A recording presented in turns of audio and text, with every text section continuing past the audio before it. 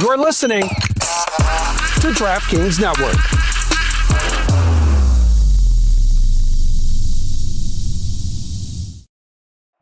This episode is brought to you by McAfee. Finish your fantasy lineup? No, but I'm joining this paid group chat with insider info. Dude, seriously? Forward it to me. Security alert from McAfee. That group's as legit as that knockoff jersey you're wearing. McAfee's scam detector is available in all McAfee plans for as little as $39.99 for your first year. Learn more at McAfee.com/online protection. This episode is presented by State Farm. Having insurance isn't the same as having State Farm. It's like needing the protection of an offensive guard on the football field, but getting an elementary school crossing guard. Sure, they're both guards, but you can only trust one to keep your quarterback safe when the game is on the line. So don't settle for just any insurance when there's State Farm. Like a good neighbor, State Farm is there. Meet the computer you can talk to. With Copilot on Windows, working, creating, and collaborating is as easy as talking. Got writer's block? Share your screen with Copilot Vision to help spark inspiration, and use Copilot Voice to have a conversation and brainstorm ideas. Or maybe you need some tech help. With Copilot Vision, Copilot sees what you see. Let Copilot talk you through step-by-step guidance so you can master new apps, games, and skills faster. Try now at windows.com/Copilot.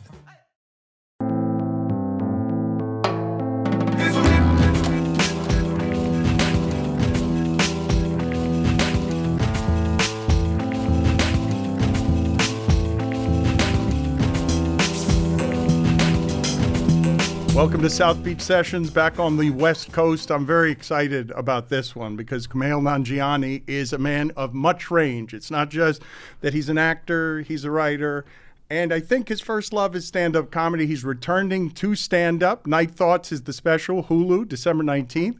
He's in theaters now with Ella McKay. I wonder which of these, you've shown extraordinary range and your journey is fascinating, so thanks for being with us. But which of these gives you the greatest joy? Because you're going back to comedy now and you didn't have to do that. No, which brings me the greatest joy. It changes day to day. What I love about stand-up is it's really on you, your mistakes. It's you and the crowd. If something doesn't go right, it's completely your fault. When you're acting and stuff, truly, when you're acting and stuff, you're at the mercy of other people. So you really have to trust the filmmaker that they like make you look good. The actual doing of it, I enjoy acting the most, I would say, because I find it to be challenging and it's exciting because the goals are so varied. Whereas with stand-up, your goal really is to make people laugh, right? And it's not limited. There's so much you could do with stand-up. But with acting, it can be very cathartic. You can it kind of feels like, it can feel like therapy, you know. Stand-up you can do really well and just have it be outward facing. With acting, you can't do that. You have to sort of be inside your own self. But therapy, how? Because you say inside your own self, but it's also the one that is most not you, right? I don't think the Welcome to Chippendale's character that you played is very you. But parts of him are me, you know, the part of me that's like, oh, if I could kill this guy and get away with it, wouldn't that be great? I mean, I certainly have a list of people that I'm like, if that person could die and it doesn't come back to me, I would not even consider not doing it. I would do it right now.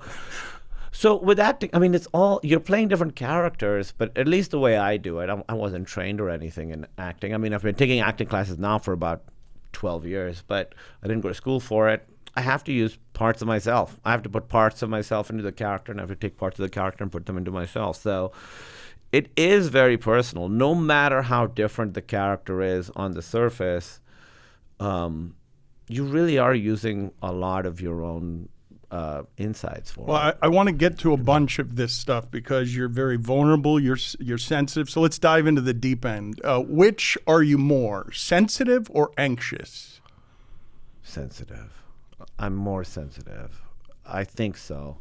Although, you know, with anxiety, for so long, it was just like, what I thought being a person was, that it's just sometimes it becomes like background noise. So you don't even know. Like for me, I've had journeys with both those things about myself. And I'm at different points with them. With anxiety, it took me a long time to even realize I was anxious. And I was with my wife, Emily.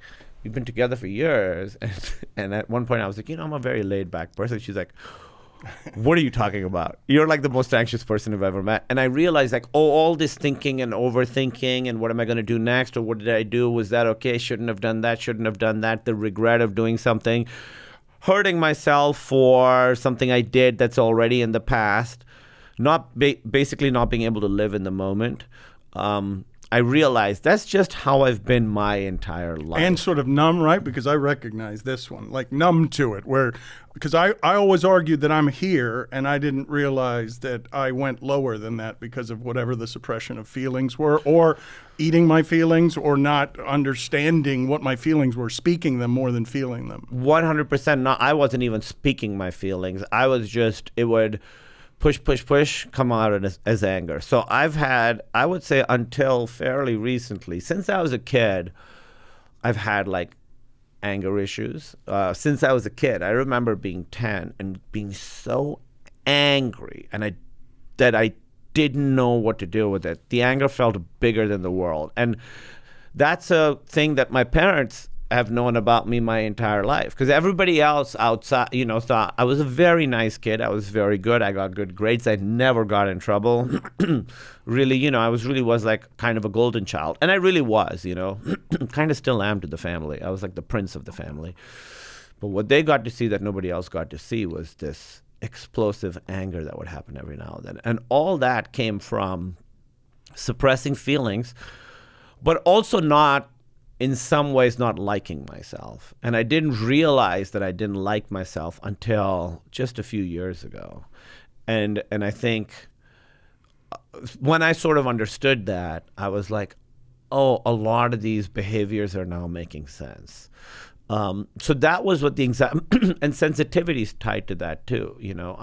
I knew I was always sensitive, but then not liking that about myself, the fact that my feelings get hurt very easily, that I get sad very easily, and realizing that that's not how men are supposed to be, and trying to push that down led to a lot of anger, led to a lot of self-hatred too, because I didn't like that I was this sensitive. And when you're like in high school and stuff, you're supposed to be kind of like badass, and you have this armor and nothing gets to you. Everything got to me.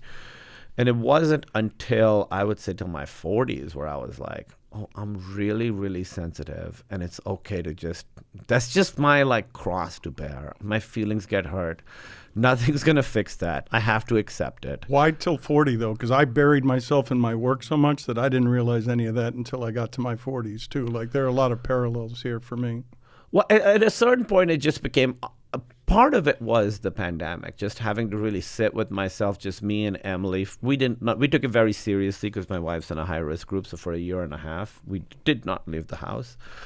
Just having to like spend all that time, and we would separate for the day. So we'd wake up, we'd have breakfast together, we'd spend all day separately. I would work, she would work, we'd write.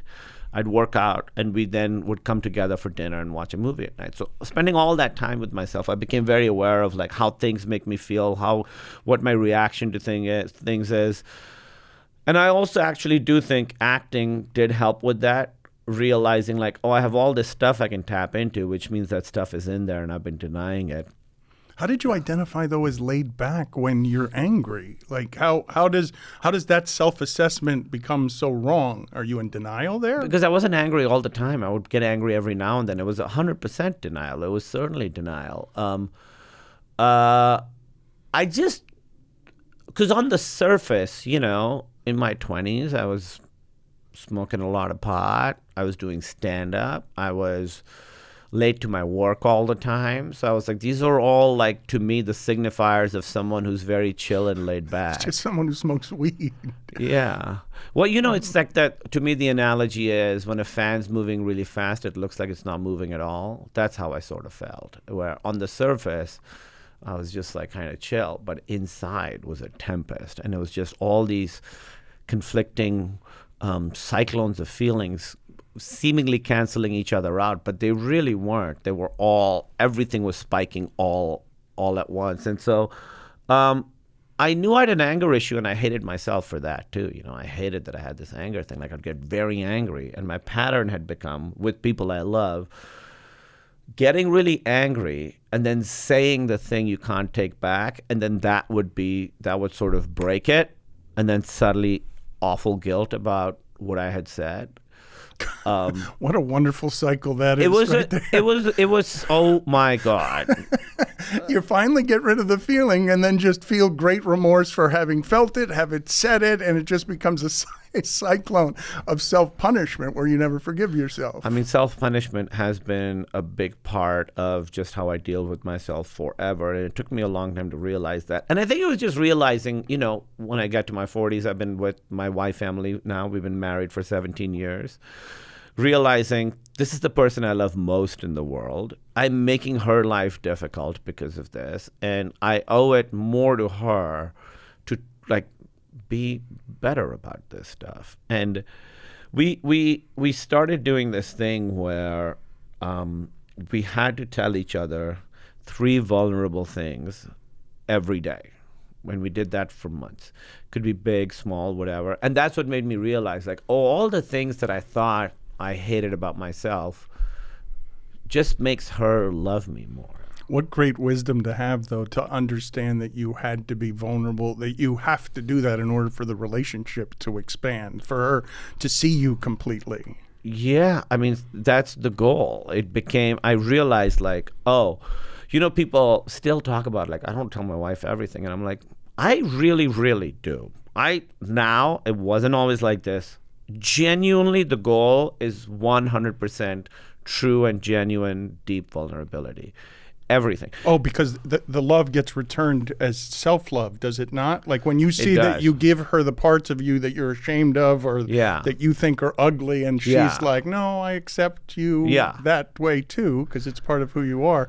that's where you're not alone anymore. That's where you're not inside your body with that tempest all the time. Exactly. And to me, truly, genuinely, that Emily's the most wonderful person I've ever met. And obviously, that's a very subjective statement. She's my wife. You're biased.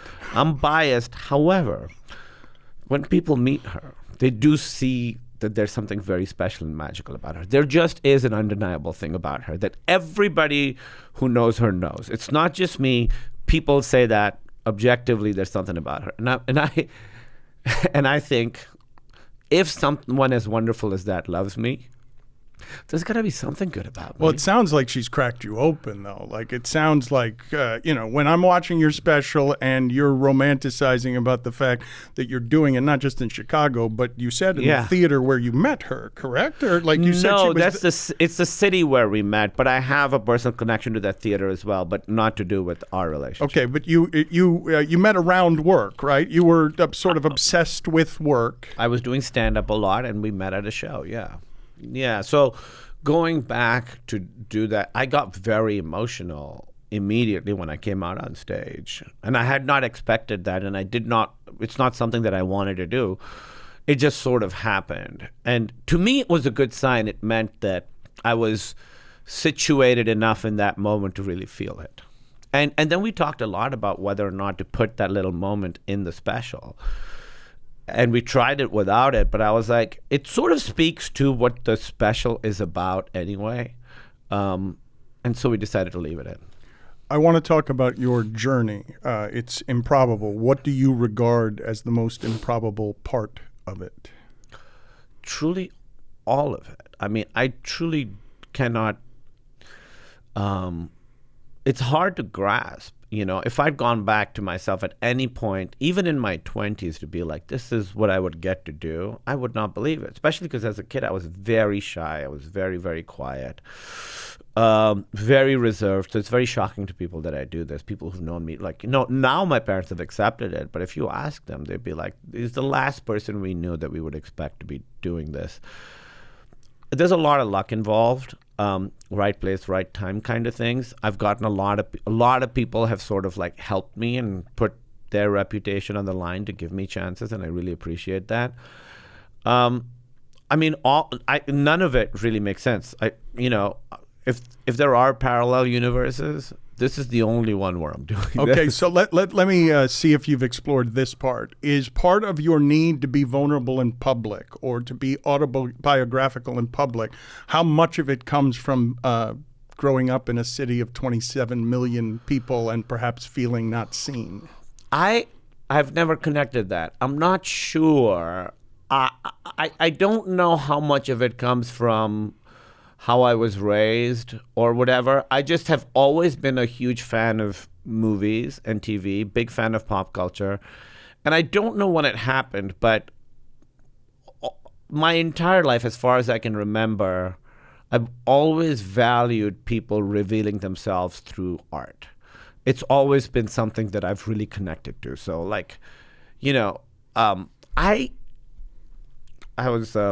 I just did Conan O'Brien's podcast, and I was telling him this. Like, when I was a little kid, I liked silly stuff, but I really liked stuff that showed me who someone was, or got at some sort of truth about something. I really always loved, I fell in love with Bruce Springsteen, and to me, his music is intensely personal, even though he's not. He's never been a blue collar, No, even though it's all kind to fraudulent. Yeah, it's all, and he admits that, He talks about that. Now he does. He sold us a lie for many years. Now he's got the wisdom of age. Well, yeah, his one-man show on Broadway, which I watched, which is phenomenal. He talks about that. He's like, I've been a fraud. But very empathetic, right? And getting at, presumably, at least what I perceive as some kind of truth about being a human being in this reality. And so when I started doing stand-up in the beginning, you're so terrified to get on stage that anything that you can hold on to when you're there is good. So I was writing very jokey jokes for the first few years, but it was fairly early. It was like 4 or 5 years in, which is pretty early for stand-up, where I realized I was like, oh, I have to find a way to be myself on stage.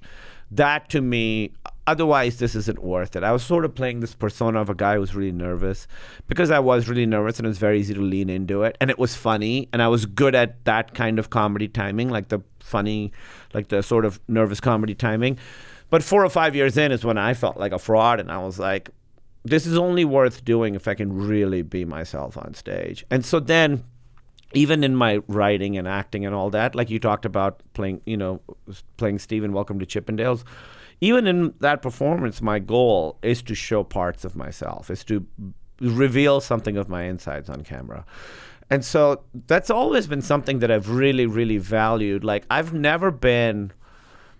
really, like sketch comedy, for instance, which to me is in some ways the opposite of that, at least how I perceive it. It's never been something that I've really, really, it's never been one of my things. I've tried writing it. I've tried acting in it. I'm not good at it. I didn't grow up loving sketch comedy. A lot of my friends are very, very good at it. But wait, you grew up wanting to be a scientist, right? Like you're not going to have the same upbringing as your friends in this field in any way, are you? Like, before 18, you're not in this country. What access do you have other than television to learning some of these things? Not at all. I mean, to me, watching movies and TV shows, I was like, oh, these are made by gods far away. It's not something that people can make. I have friends like Nick Kroll, who I think is one of the funniest people in the world. He was doing little sketches and skits in his summer camp, and I've seen like pictures of it. And so he's known for a long time. And a lot of my friends have known since they were kids, like, this is what I want to do. I did not think that was a possibility in any way.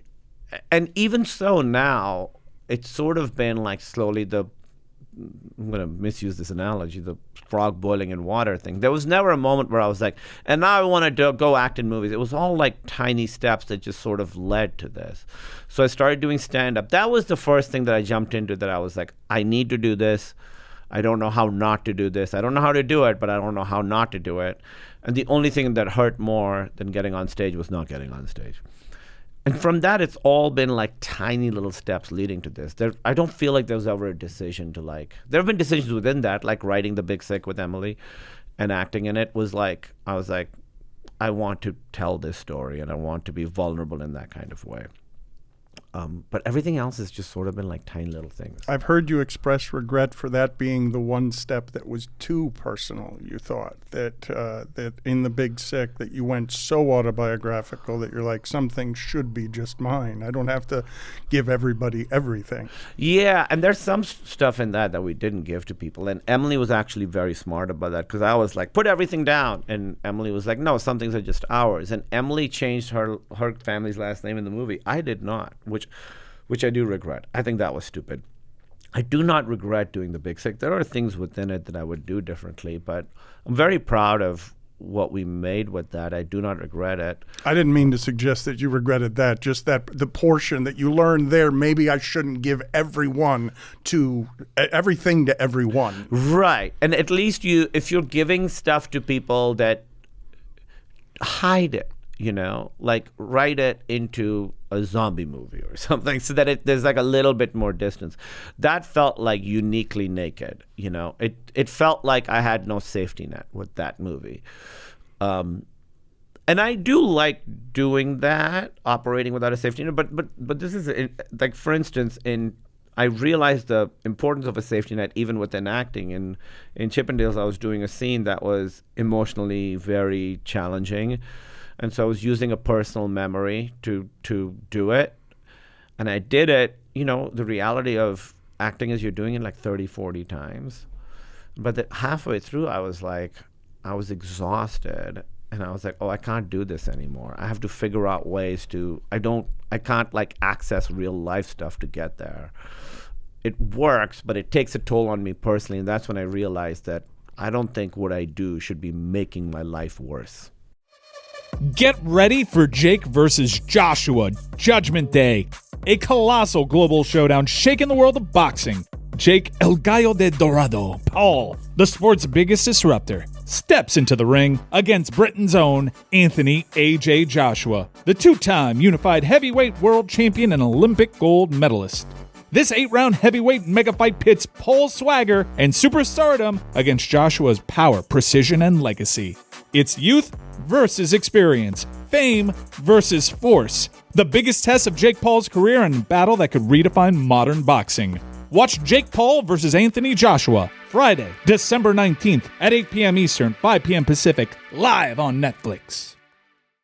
Holiday basketball is here. And when stars like Kobe White, Jalen Williams, Tyler Hero, when they start cooking, DraftKings Sportsbook, an official sports betting partner of the NBA, it's where you want to be. And don't forget, DraftKings has your back with early exit. If your player goes down in the first half, you still get paid that cash. Download the DraftKings Sportsbook app and use code BEACH. That's code BEACH. New customers can bet $5 and get $200 in bonus bets if your bet wins. In partnership with DraftKings, the crown is yours.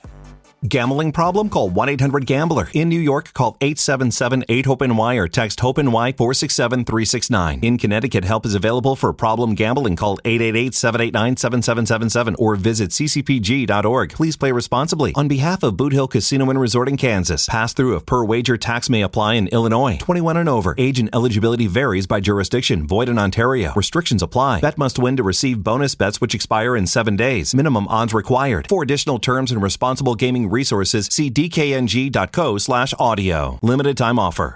Take me through your first 18 years to the degree you can. How different was it than when you came over here at 18, and how difficult was that transition for you? I mean, I loved my upbringing. Had a great parents. Really, really lucky upbringing. I was always, like I said, Emily and I hosted a podcast called The Indoor Kids for many years about video games. I was certainly an indoor kid. Lot of movies, lot of video games. I mean, there was a time in my life where I watched a movie every single day. I'd go to the video store, I'd get 7 movies, watch each one, take them back, get 7 more. That was really what I really, really loved. Like when I think back on and also we have a big family that's very close. So my dad has 4 sisters. They all have kids. My mom has a sister and a brother. They all have kids. They didn't all live in Karachi. But every Friday, all of us would go out to dinner. So it was like 15, 20 people every single Friday. So those were the things I really loved as a kid. I loved my movies, my video games, and I loved like just the fun of my extended family, because I really have a great family, like very fun, very like loud, very funny. Like I was in Toronto doing stand-up, and then afterwards a bunch of my family and I went out to a Pakistani restaurant, Karachi restaurant. It's so good. But I was just so like proud. I'm getting emotional. So proud of how like great my family is. So those are the things I really, really loved. Hated school. Never liked it. Was very good at school. Got really good grades all the time, but I put a lot of pressure on myself there.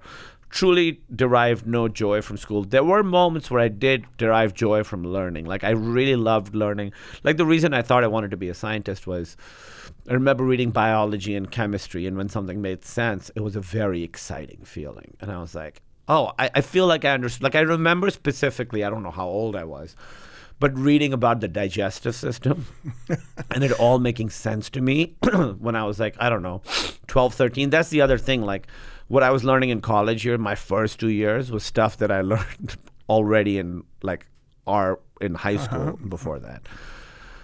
Especially like math and science. So I don't know how old I was, but I remember learning the rudimentary version of how the digestive system works and how exciting it was to me. And so I was like, oh, this is why I want to be a scientist, because I like making sense of things in that kind of way. But I did not enjoy school at all. I hated going. Every single day was miserable. When I was sick, it was really exciting. Like Emily liked going to school. I cannot imagine that. But you were also getting bullied, right, in high school, or weren't you? I got bullied my last 2 years because I switched schools. In the other school, I was totally fine. Like I was invisible to the bullies, and I had like my group of friends, and we were all sort of like, I wouldn't say what clique we were. We were just like friends. Actually, one time I remember everyone liked me, and up until my last 2 years of high school. I was like the nerdy kid that I was also friends with the bad kids, because I had a breakfast club situation where I was in like detention once because I got roped into something that I'd never got in trouble. So this was a big deal. But I got detention with like some of the bad kids, and we had a great time together. And I was like, oh, these kids that I judged, that they were like can I swear? Yeah. The shitty kids. I was like, oh, they're great. They're cool. They're bad at school, but otherwise they're great. Well, it sounds like you probably just had a family that was surrounding you that, while loving, was also pushing you toward ambition in some ways, right? Like, I mean, it had to be. It couldn't be the arts as a career. It would have to be science. You weren't self-motivated to be great at things and not get into trouble, right? That had something to do with the environment you were in. I mean, sort of, not really. Obviously, my parents wanted us to get good grades, but I did not really have parents who really were those kinds of like, who were really, I don't remember that being part of it. I remember it being self-motivated, because so much of it was, I think, not knowing who I was or not knowing what I was, and thinking, oh, I'm kind of smart. And so if I'm good in school, that's the only way I saw having any value as a human being, was being good at school. And so I think it came from that. Emily always says with me, she's like, the call is coming from inside the house.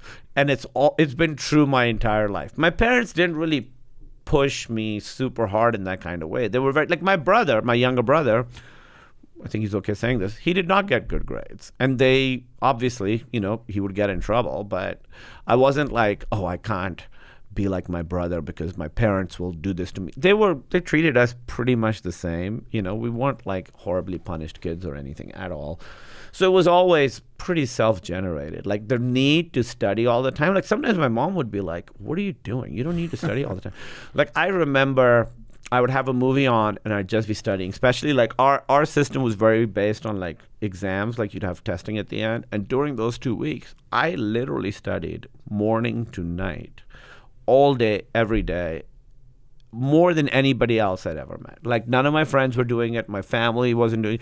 And, people in my family who got good grades weren't doing it. I was the one who was doing it. And I always had this math of, like, if I study this much, then I can play video games for this long. And I still have that math in my head.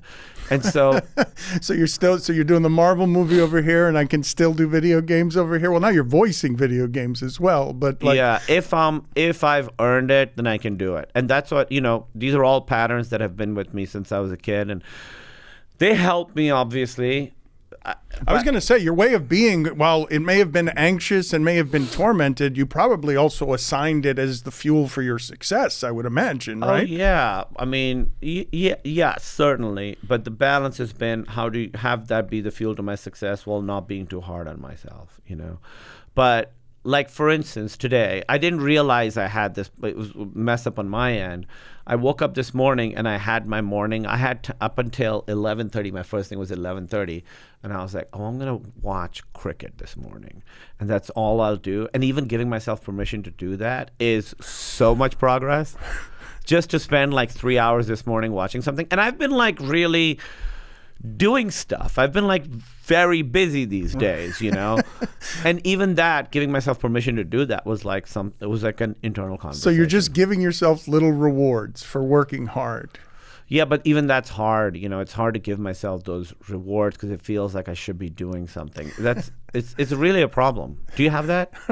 I have trouble with balance, I would say, but I also really enjoy my work. So the work sometimes is the reward in and of itself. I mean, truly, I love my work. So if I'm like learning lines for a movie, there is a part of it that is work, but if I'm not enjoying the actual doing of it, I'm taking pride in the fact that I'm getting it done. There is, it's all positive feelings. And there's no part of my work that I don't enjoy. I'm very lucky to be able to say that. I love that at the end of your special, of course, after telling us about Bagel and your pathetic and extreme love of cats that I recognize because my wife also will do things like you do with Bagel and make an assortment of names for the cat that are ridiculous. At the end of it, you tackle therapy and you just tackle all of it in terms of pushing down some feelings. I'm curious which you think has more to do with your till 40 years old or whatever repression of feelings. Would it be cultural or would it be gender? If one were more responsible than the other for you not being comfortable the first 35 years of your life expressing yourself? I mean, the way that gender is defined, it is defined culturally. So if I had to pick one, I would say gender. I'm wanting to be like a man, but that is defined by culture, right? The culture where I'm from or the culture here, men are supposed to be a certain kind of way, and there's a big overlap. Men don't get sad, men don't get scared, men walk a certain way, men talk a certain way. And I remember, I think that if you had to, obviously they're very linked, but I think to me the importance of being a man, a certain kind of man, was the driving factor for not feeling these emotions or thinking that they're weakness or not liking myself for being so sensitive. Being sensitive is not manly. And being very aware of that as a teenager or even younger, being aware like, oh, the way I speak is a little bit effeminate. The way I walk is a little bit... I remember working on my walk to be more manly, trying to walk differently. I remember wanting to get more into sports and those kinds of things. I mean, cricket really, I think, crosses all genders in Pakistan. So I genuinely love cricket, but that wasn't, like my mom loves cricket too, Not as much as I do, but she really loves cricket. She cares. So I think it was being a man was a big thing. And that came from knowing that naturally I did not have the signifiers of manliness. So changing my walk, even now I know, like I see people making fun of the way I speak, not because of my accent, but because the thing is effeminate, whatever. I actually did a show with Nick Kroll last week. We were both on stage together, and he was like, what VHSs did you have as a kid? And the first four that came to mind were Gremlins 2, Who Framed Roger Rabbit, Sound of Music, and Mary Poppins. And he was like, I always felt like you carry like the masculine and feminine together. And I was like, oh, I'll take that as a compliment, because for so many years I tried to deny that. I mean, I've watched Sound of Music and Many Poppins more than most human adults. I've watched it over and over. So it has to be most surreal to you to be on a Marvel set, right? From there, and if I take all of the things you've done, and I mean, you've done a lot of fun stuff, whether it's Veep, I mean, you've done, your range is pretty spectacular, but in terms of you looking around and being like, how the hell did this happen? It has to be a Marvel set, no? Yeah, being a superhero on a Marvel set truly was, like, to me, the pinnacle. And I decided a few years ago, I did that movie. Before I did that movie, I was like, I want to play a superhero. Why not? Why not me? And so, yeah, that really was the pinnacle of excitement. And it actually changed my relationship to my work, because this ties in a lot of stuff, so I'm going to try and make sense. A lot of the stuff we're talking about. For a long time, every new job, working, I realized, was more, the anxiety was too much. When I think back on my years doing Silicon Valley, I wish I'd enjoyed it more. I mean, I did enjoy it, but I wish I hadn't been so hard on myself the whole time. For me, I would feel this sense of relief when the season was done, like, oh, I can't fuck this up anymore. Before it started, terrible anxiety, fear, do I deserve to be here? I shouldn't be here. They're going to find out, that kind of stuff, you know, especially being on that show with so many naturally funny people. I felt like I didn't deserve to be with them. And I know how much anxiety that was, and that was 4 months out of the year. And before I was about to go to Marvel, I was like, this is so big, this is so important to me, that if I don't figure this aspect of it out, it's going to flatten me. I'm not going to survive this. And so I made a conscious decision in 2019 before I went to shoot that movie. I was like, I am going to have fun shooting this, no matter what. Joy is going to be my primary it's going to be the primary way I engage with my work for the next 6 months. And just deciding that really worked. I had a great time doing that movie. Obviously, there's pressures and stress, but I didn't really feel that. For me, I was like, I can't believe I get to do this. It was really, really exciting. And that changed my relationship to my work. Since then, every single job I've had, I get excited to do it. I do a lot of homework. I prepare a lot. I just did, Oh Mary, we were talking about before we started recording. It's a play on Broadway. 7 years ago, I would not have been able to handle the pressure of that, where you have to go out and nail every single line night after night. What an interesting self-awareness to come by, though, to be somebody who considers himself laid back and doesn't realize he's angry, but then gets conscious enough to know this movie that would be my dreams. The idea that I'm appearing in a Marvel movie would be something a 17-year-old me could not have possibly fathomed. Yeah.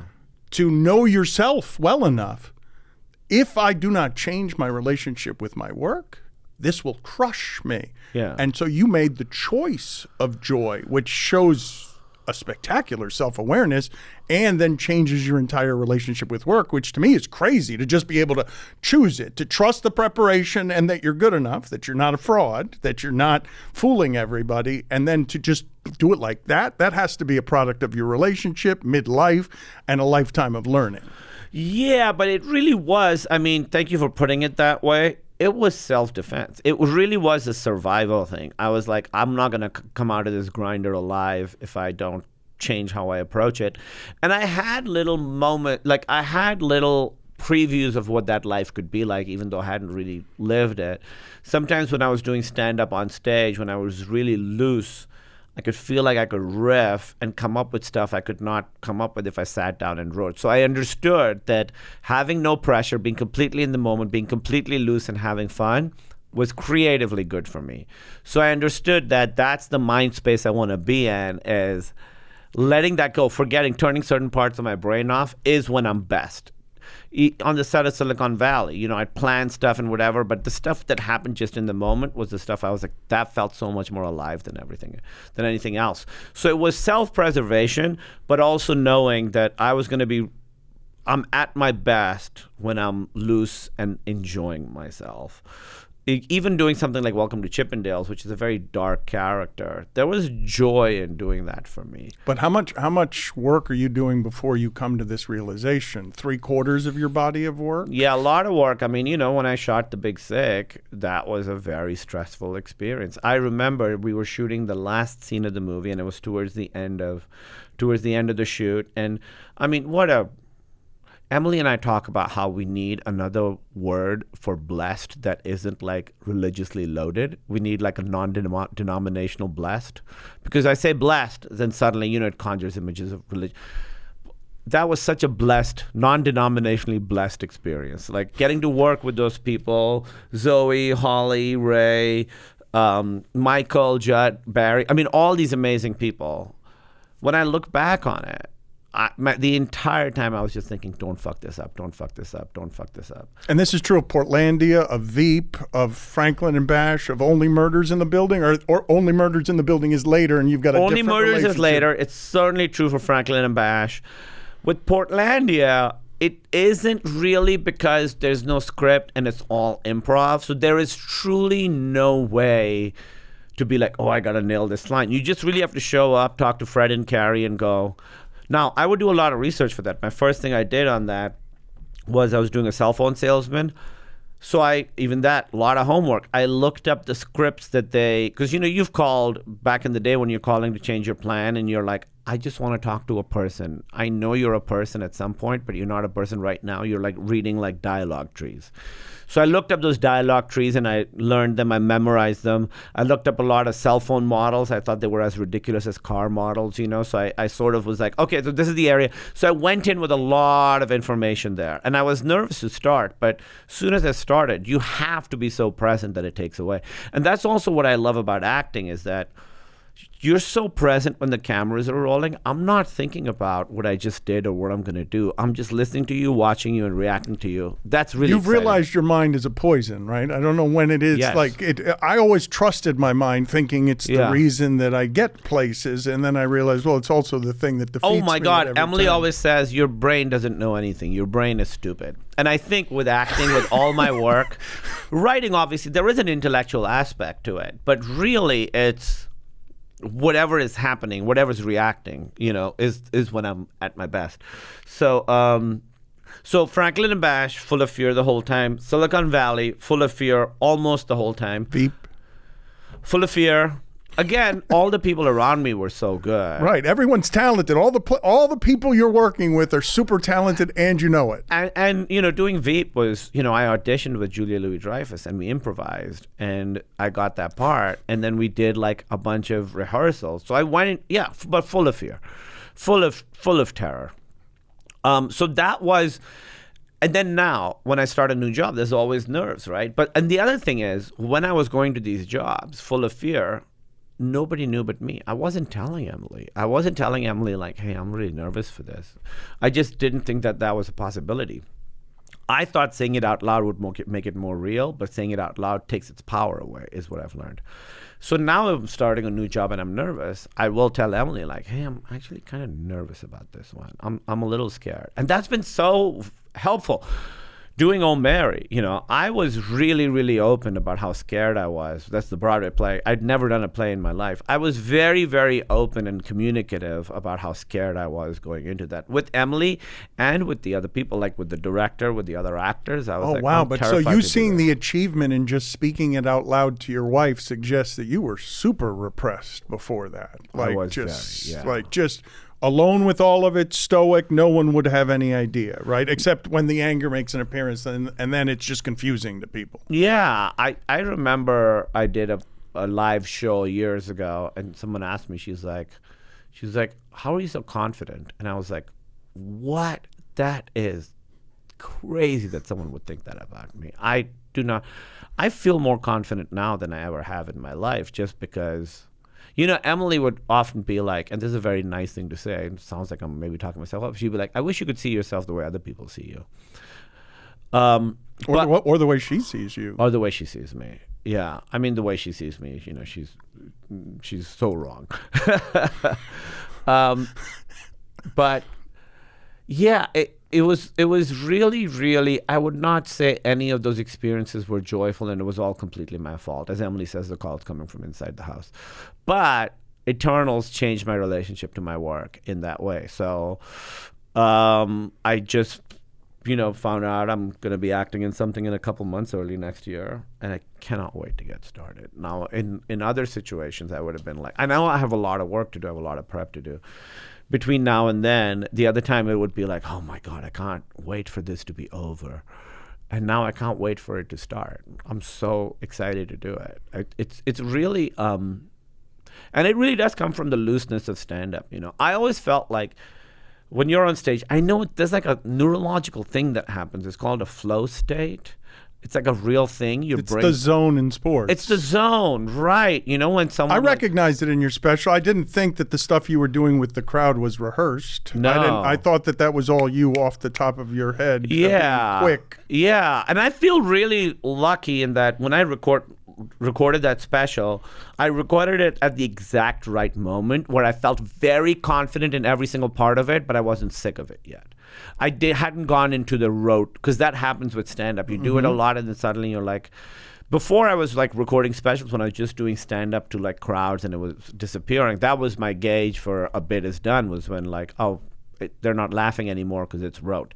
I never got to that point with any of the material I did on stage, because I did that special really quickly. Like from, deciding I want to start stand-up again, 8 year, hadn't done it in 8 years. From that to recording the special was a year and a half, which is very quick, from like no material, having not done any stand-up, to recording it. Was that scary too, or were you excited about that?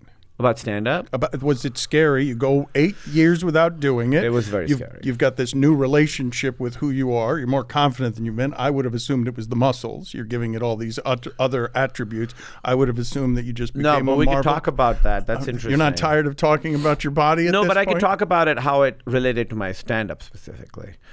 Very scared to go back, because I will be honest, I had not missed doing stand-up because I was feeling creatively fulfilled doing all this other stuff. What I missed was being good at something that I wasn't good at anymore. I hated the feeling of like, I remember there were a couple of years when I was in New York where I was like, I've never been as confident about anything in my life as I was about stand-up in that period, where I was like, I can go up in front of any crowd and do well right now with no material. And when I think back on that, I was like, that felt like a different person. I could not imagine thinking like that. So it was very, very scary. And it was scary for a bunch of different reasons. It was scary. Most scary was, what if I can't do it anymore? What if I don't have it? It takes so long to like get good at it. What if that part of me is dead? Which is fine. I like this person that I am now. Yeah, but you don't want to learn that on stage. Right. And that's the only way to learn it. You can only learn it on stage. And so, yeah, I was really, really scared to go back to stand-up. I went back, again, out of necessity, because the strikes were happening. And I was about to go shoot this movie. Suddenly the strikes happened. I couldn't do anything. And I was very frustrated creatively. And I was like, I have to go do stand-up. Otherwise, I'm not going to survive however many months this is going to be. At Sierra, discover joyous deals on great gifts for everyone on your list. Like cozy slippers, ski gear, fishing poles, bikes, large kayaks, even larger canoes. Whew, which might lead to another discovery.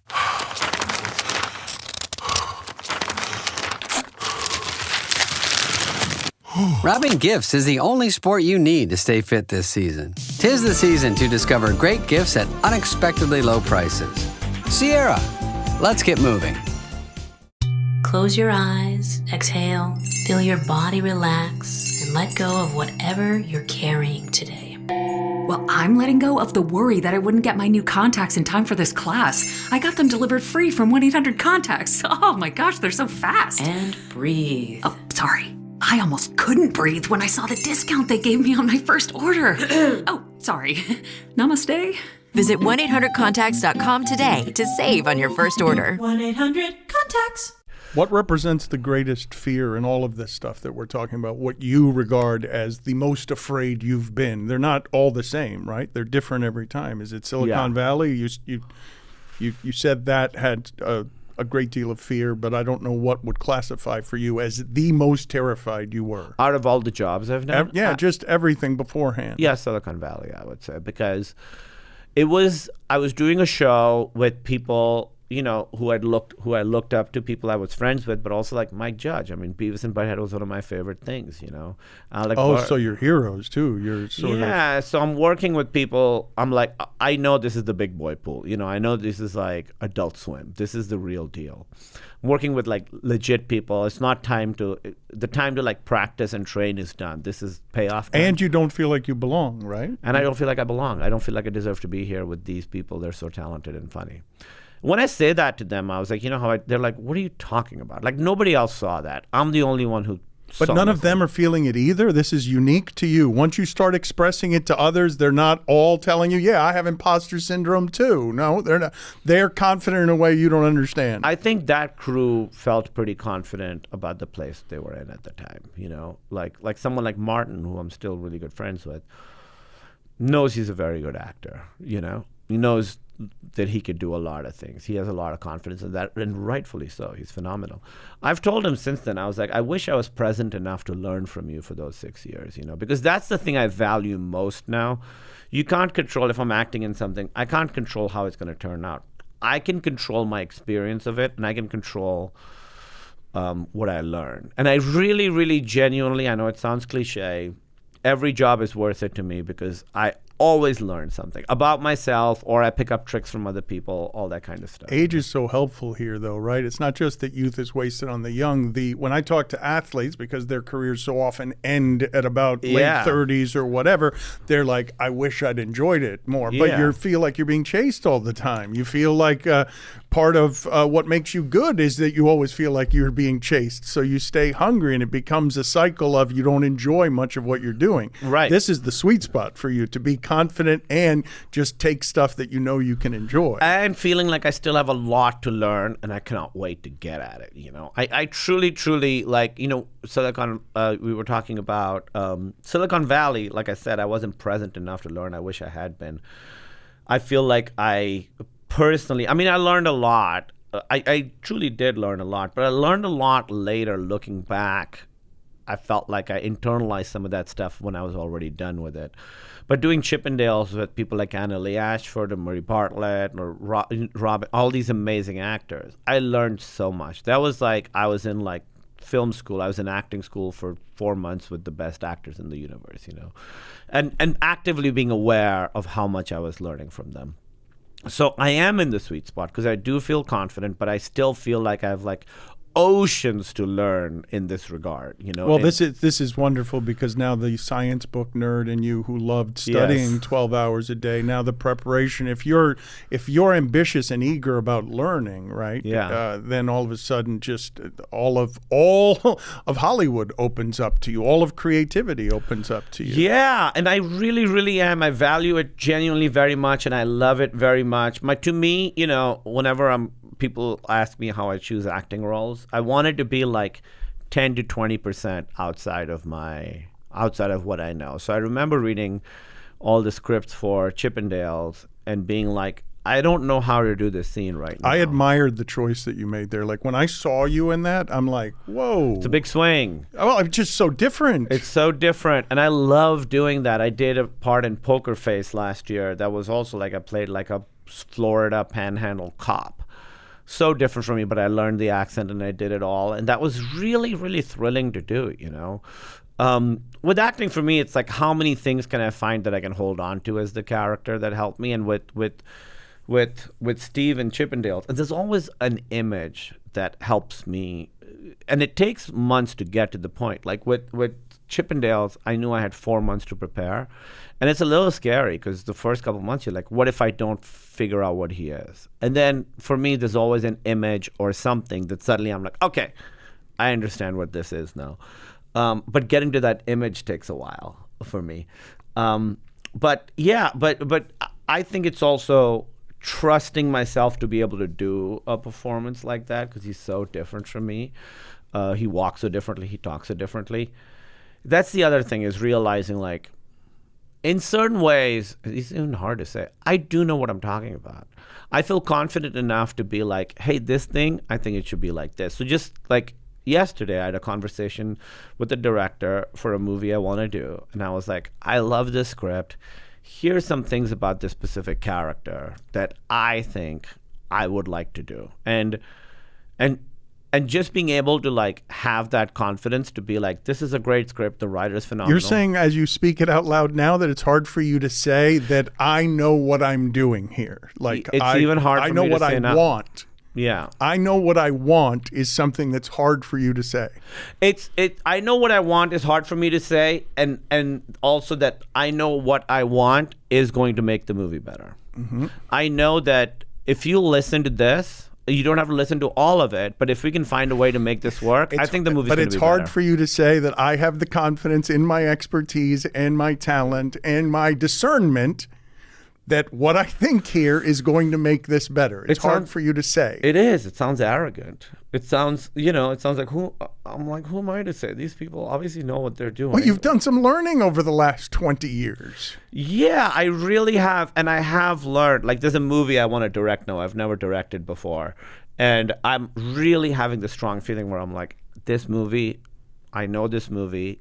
I feel like at this point in time, I didn't write it. Emily and I rewrote it, but I know at this point there's no one in the world who knows this movie better than I do. There's truly nobody in the world, and that is a great feeling that happens when you're like playing a character too, where you're like, I know this character better than anybody else in the world, and being able to even articulate that, I think is. It took me a long time to be able to say that, and even now I feel like you clocked. I feel a little weird saying it. Tell me about what sent you to therapy, really. So I started taking acting classes because I knew I wanted to make the big sick. And actually, I started taking acting classes because there was a specific scene in Silicon Valley where I was like, oh, I don't have access to this. There's a thing happening here that I need to do. And what it was I think it's the end of season 2 or 3. It's really great where we're at the house and Thomas Richard is outside doing a court case, and it's intercutting back and forth. And each time it comes back to us, we're a little more freaked out. So the stakes are raised incrementally 20% each time. And I was like, oh, I know how to be freaked out. I know how to not be freaked out, but I don't know how to do all the steps in between. I remember specifically being like, okay, this is the moment where I decide I need to take acting classes, because you're afraid to open that door, because behind that door is the knowledge of how much you don't know. That's the most terrifying thing to me. Before you get to learning, you have to accept that you need to learn, and accepting that you need to learn is very, very scary. And so that was the moment where I was like, I need to figure this out. I don't have access to this. If I want to hang with all these people, I got to get good at this. And then around that same time, we'd started talking about doing The Big Sick. We were writing it. Judd Apatow was producing it. So I was like, if I want to have a shot at making this, I need to figure this out. So I started taking acting classes then. And my acting teacher, Myra Turley, who I still work with, who's one of the people who's changed my life, you have to like access your own feelings. And as I was doing that, I was like, oh my God, there is so much in here. There's so much in here, and I had no idea it was in here. Because you think you're a certain way. I had a certain narrative about myself, laid back, whatever. And then as soon as I started like trying to access, and you can access it by doing things with the body, suddenly it was like getting a glimpse of everything that was inside, and it was like a horror movie. I was like, oh my God. Like, do you know Hellraiser? You know those movies? Yes, when you get a glimpse of like hell with the Cenobites? It's like just a flash of character sees it. It felt like that. So this is the lagoon of feelings I've pushed down since I was 12. Oh my God. Trying to avoid that. Shut that door. Oh, wow, what was that? Yeah, it was like that. It was like, when in Nightmare on Elm Street, when sometimes they fall asleep for a second in the glimpse of hell world and then they wake up, it was like that. But I was like, okay, I need to do this for 2 reasons. One, because I wanted to get really good at acting. So it really started from a practical place. I was like, I need to know all this stuff that's going on inside here that I know now is there, and it's undeniable. Because you open the door and then you like shut it again. And that's when I was like, okay, there's a lot here. In order to be a better actor, I also need to go to therapy to see what all is going on in there, So it was actually, I took acting classes for years. I didn't start going to therapy until much later. But it really was from that, and Emily encouraging me, being like, there's so much inside you that you don't know, and you need to really, because she was a therapist for many years. And she really, really encouraged me and pushed me to. And I know how it sounds, so your spouse being like, you need to go to therapy. No, but it was supportive. It was love. Not just supportive. It's just you need to love yourself better. Yeah. I mean, if you need to forgive yourself better. I've got a lot of questions about what it's like to work with Emily, and I want to get to those in a second. But when you're talking about all of the fear and anxiety and doubt in your path, where did you get to joy? Like, where did you, was it just with the conscious decision after the pandemic that I am going to do this Marvel film, which I've read didn't go the way that it wanted to in terms of you signed a 6-part deal, and some of that hasn't gone the way that it was anticipated, but you made a choice at the beginning end of, and that was it? That's all you had to do was choose joy? I mean, that was most of the battle. It's weird, Emily always is like, it's not just self-awareness. It's also you got to do something about it. So it came from that. By that point, I'd realized work is very hard for me. I make it very hard for myself. I do not enjoy it. So I'd understood all that, And so I was like, okay, now it's time for the second step, which is doing something about it. And truly, when I chose, I'm going to be joyful during this, it was like a weight lifted off me. It's like I gave myself permission to have fun doing it. That was a huge part of it. I realized, I thought that you are just the way you are. It's not true. You're choosing it. I meditate every day now, almost every day. But when I meditate, I'm realizing, I'm choosing to be a certain way. You can change your mood at certain times. Well, the meditation, though, is, forgive me for interrupting you, I would imagine it has to do with whatever you've learned about presence. I have heard that phrase for many, many years. It is not until recently, with age, with mortality, that I've sort of recognized, if I'm not living in regret or I'm not living in fear, if I'm not in the future, if I'm not in the past, if I'm right here and aware and conscious of what it is that's happening. But it took me a long time to get there. And meditation has been helpful in that regard, in that you're just trying to block out thoughts. You're aspiring to just be centered in your breathing. Yeah, and I find, I sort of tell a lot of people about it, and I obviously, in this industry, I have a lot of friends who are anxious, and they're like, I don't know what to do. I feel like I'm not good at it. I'm like, there's no good or bad at it. The attempt is what matters. So sometimes I'll have sessions where I'm done, where I'm like, wow, that was transformative. And then sometimes nothing happens. But even when nothing happens, a little something happens. I've never had a meditation session that I've regretted, or even one that I've thought didn't give me anything. Even from the very beginning, the first time I did it, I was like, that was valuable. It's just the choice to still your mind, right? Yeah, and it's hard. It's hard to still your mind. But even if you're not successful in it, just the attempt is worthwhile, because then even you find out sitting there, these are the things that are bothering me right now. Even that awareness is important. So really, it was the choice to have it be a joyful experience that did a lot for me. But then it's sort of evolved since then too, in that I'm trying to see how to articulate it. I find the joy in learning. I find the joy in knowing what I know and knowing what I don't know. And knowing what I know is hard to still admit. It just makes you. It makes me a better person. It makes me better at my work. It also makes my writing deeper too. It makes me just get inside myself more. You say the joy of learning, but you also say it's very scary. You seem to have a much different relationship with learning than I do, in that I sometimes shackle myself because learning requires failure. And if I'm hard on myself about failure, I then don't try things that I know I'm going to fail at, when I'm not going to learn them if I'm not willing to embrace the trying. Yeah. For me, I learned that lesson sort of undeniably in acting, where it's like, let's say you're doing 6 takes, and I work with people who will try different things every time. I don't mean they're trying new words. They're just taking different swings each time. And if it doesn't work, they're like, that didn't work. That, giving yourself, people ask me, directors will ask me, what do you value as a director, as an actor? And I'm like, just the room to fail, the safety to fail, is by far the most important environment that a director can create, is feeling okay with failure. And all through Silicon Valley, it wasn't their fault, on me. If I had a take that was bad, I was very hard on myself. Now, if I try something and a take doesn't work, it's like, okay, great. Let's do something else. Let's go again. Let's try something else. So for me, the importance or the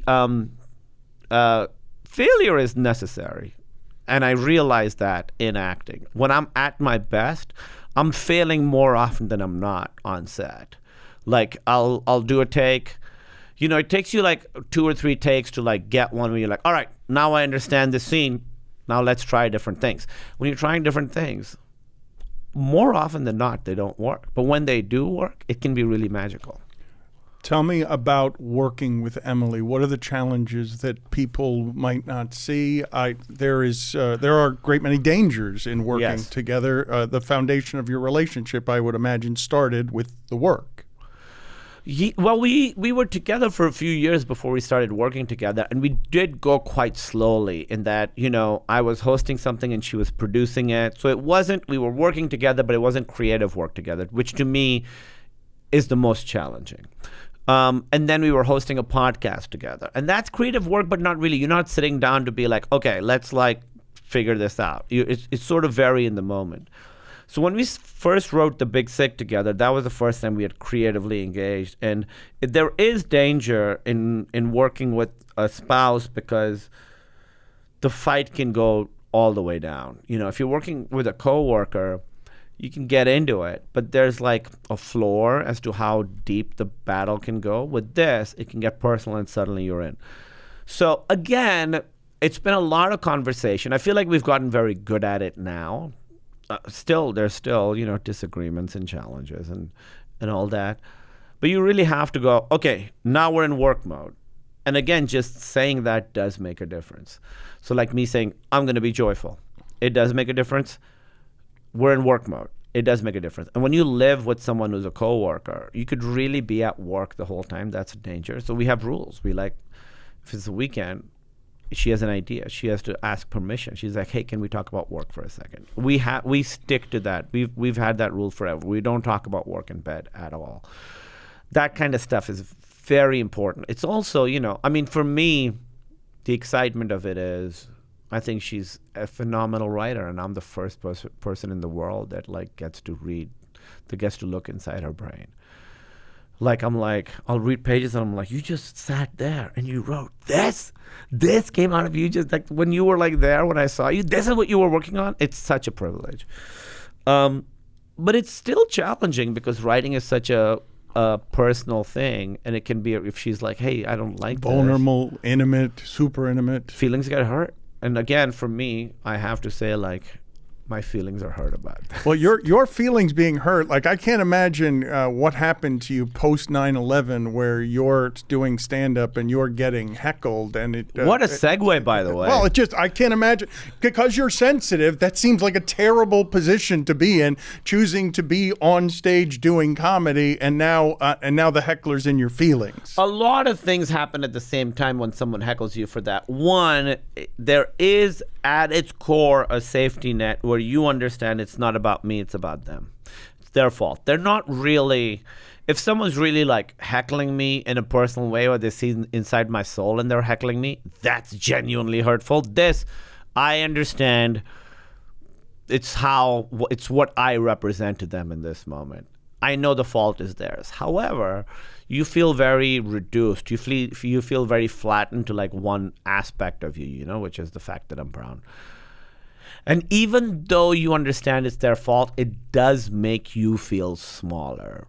I would never, that wasn't something I ever internalized. So getting heckled in that way wasn't, I say, damaging in the way that, like, the Emily reading a line I wrote and going, I don't like this, has the potential to be way more damaging than someone saying, hey, where's Osama? Right. You know, like, it's not going to get deep. It's something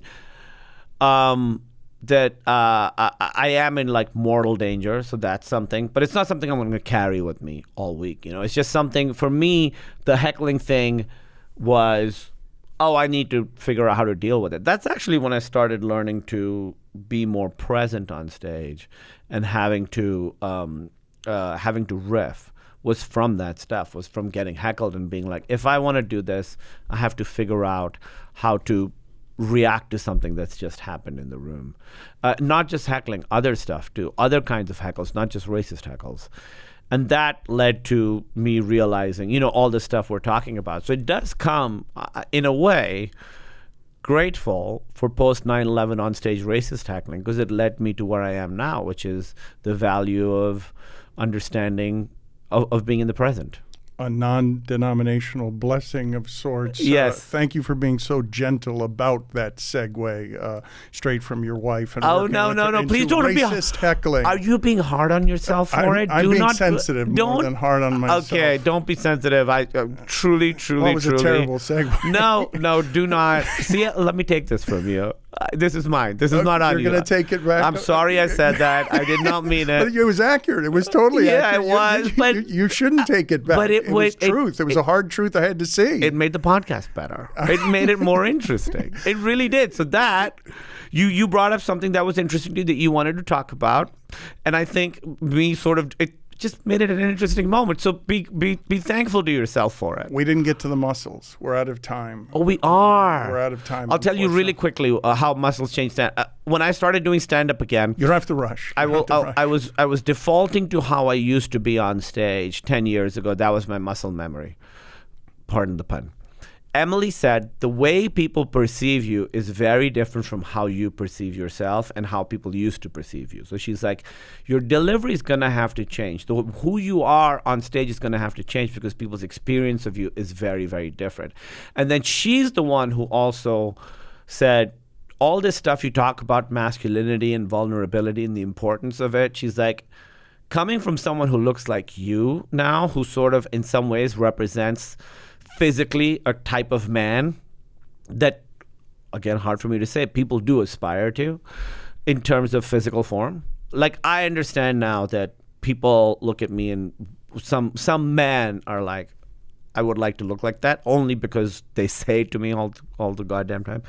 She said, looking the way you do now, it is valuable to have you saying certain things. If you're a nerd on stage and you look nerdy and you're talking about, like, it's important to be vulnerable, that's not as perhaps impactful as me being muscly on stage and talking about the importance of being valuable and the importance of talking about that certain kind of masculinity and what its strengths and its weaknesses, So all that, my hour-long special now is what it is because I wanted to be vulnerable on stage, especially because I look different now.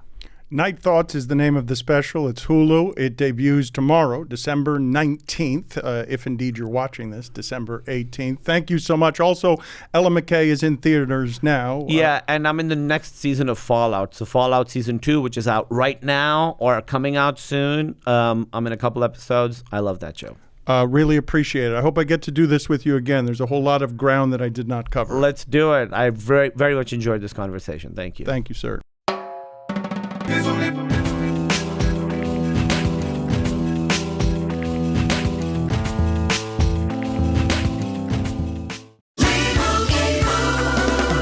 Doug. Here we have the Limu Emu in its natural habitat, helping people customize their car insurance and save hundreds with Liberty Mutual. Fascinating. It's accompanied by his natural ally, Doug. Limu? Is that guy with the binoculars watching us? Cut the camera. They see us. Only pay for what you need at libertymutual.com. Liberty, liberty, liberty, liberty. Savings vary. Underwritten by Liberty Mutual Insurance Company and affiliates. Excludes Massachusetts.